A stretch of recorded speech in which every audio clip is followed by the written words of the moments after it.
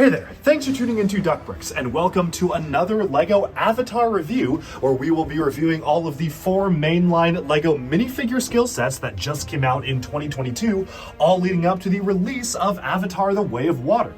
This is set number 75572, Jake and Neytiri's first Banshee flight, depicting 2 different Banshee builds and an entire display area of the foliage of the world of Avatar and Pandora to actually display the Banshees on. Now, I'm incredibly excited to review these because, of course, every single set has foliage pieces that are intended to connect together. So all of these videos will be culminating in a mega review where I'll be combining all of the foliage pieces of every single set to showcase for all of you. Now, without further ado, I think it is now time to jump right into the review. Let's take a closer look at this set. Alright, so here we have set number 75572, Jake and Neytiri's first Banshee flight, retailing for $60 US. This includes 2 figures of Jake and Neytiri, and it also includes 2 Banshees, which are pretty much built identically but with different color schemes. Not really any way to avoid that because they are pretty much identical creatures, as well as one of my favorite parts of the set itself, which is an entire terrain piece being used to actually display the creatures in flight, which is really cool to actually see in motion and just adds a sense of dynamicness and movement to the model itself. One thing that is really cool about this is that it's both kind of a display set and a playset all in one. You can absolutely just take off the Banshees and swoosh them around and play with them, or if you want to keep them displayed, you can literally just leave it in this configuration and have what's pretty much the perfect display model for the Banshees in flight. Although, of course, for the purposes of the review, we will be taking a much closer look at all of these together. So let's now take a look at the set itself. So the first thing you may notice is that the builds themselves are honestly pretty repetitive. You get 2 of basically the same exact creature, just in different colors, although to be honest it makes a lot of sense for the movie. And I'd rather we actually got 2 different variants rather than just get one because it's pretty hard to build your own without the vinyl wing pieces. Still, I can't help but feel that maybe this set could have been and maybe should have been split up into 2 different sets. I think if they had a cheaper offering into the world of Avatar, given that the set was $60, let's say that this is $10 and each of these could be $25, that would have been a really cool standalone set. By just having one of the creatures and maybe one other character, it would have been a good entry point set for kids wanting to get involved with Avatar. But instead we have this $60 set, which does feature 2 creatures, which of course makes sense for the scene, but maybe could have been split into multiple pieces. Still, that being said, let's now take a look at the creatures themselves, which are obviously the main focus of the set. The way that the wings work is that you can actually cause them to flap up and down just like this, so it is a great setup like so. And you can also flip the back wings, so you can actually have these be flapping as well. There is just some sort of conjunction and overlap between them, so if you have this one all the way up and this all the way down, it will kind of tend to overlap there and just go past with the vinyl sheet. But thankfully, because it is just a vinyl piece, as long as you don't leave it overlapping, it generally is good to go. Now, the creatures themselves have quite the impressive wingspan, and while they are pretty simple builds, obviously as you can see on the underside, they're super similar to, say, Ninjago dragons, where you just have the very skeletal vestigial wings here and then the vinyl piece above. I think they do the job just fine, and they actually introduced a new mold set for the heads themselves, which I think is really good.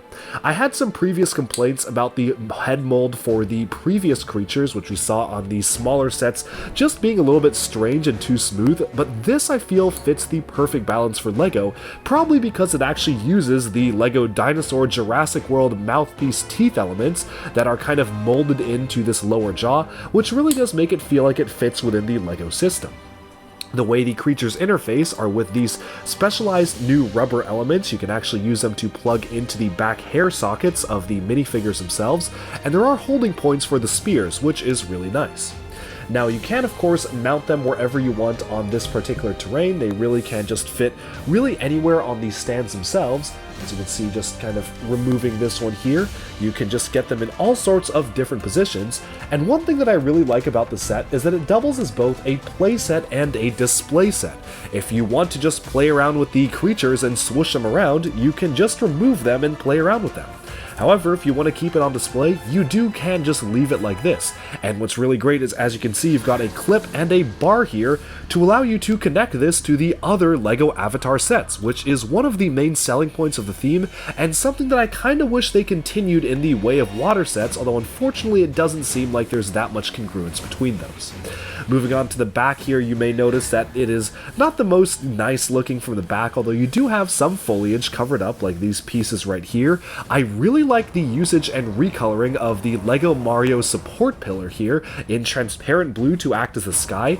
We actually see this being used in some other LEGO Avatar sets, but in transparent clear for just air, whereas here it's actually forming water. So you can see water is cascading down like so, and you have a bit of a stream here with some of the churning waves being used with the white pieces in conjunction with the transparent blue.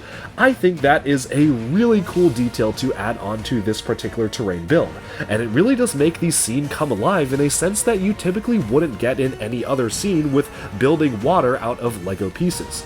What's also cool about the Avatar theme is that they actually managed to recolor a lot of these specialized elements in glow-in-the-dark.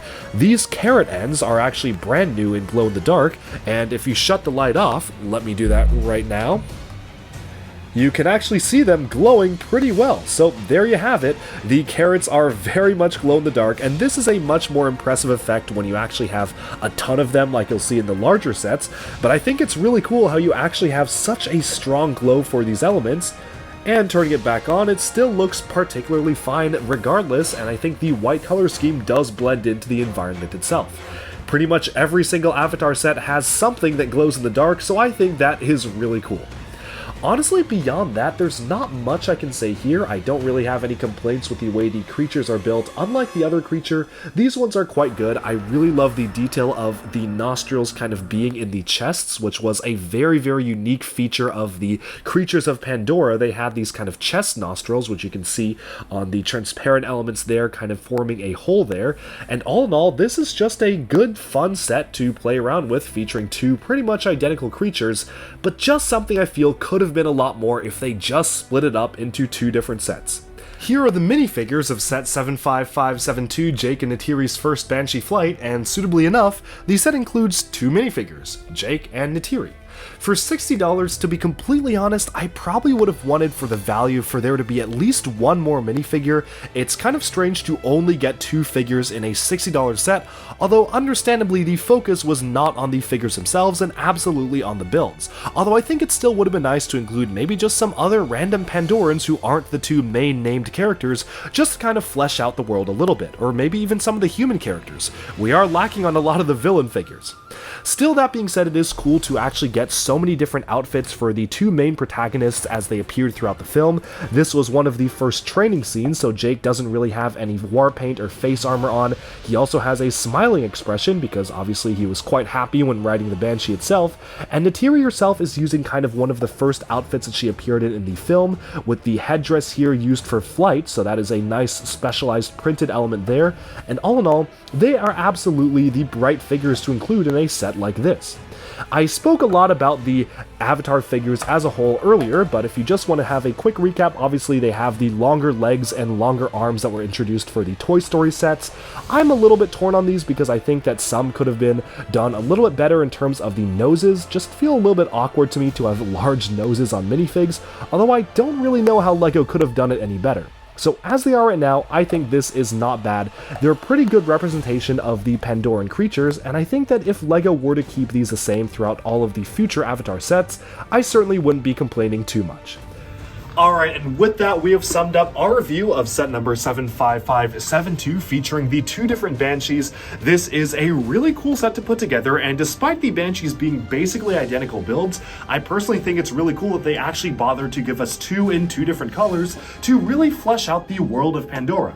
Now, of course, stay tuned because we will be uploading regular videos of the reviews of all of the 4 core minifigure scale Avatar sets they've released so far, all the way leading up to a mega review on all of the 4 sets put together in one massive display because, again, the foliage pieces are meant to connect with each other, so stay tuned for that because they look really cool when they're all combined.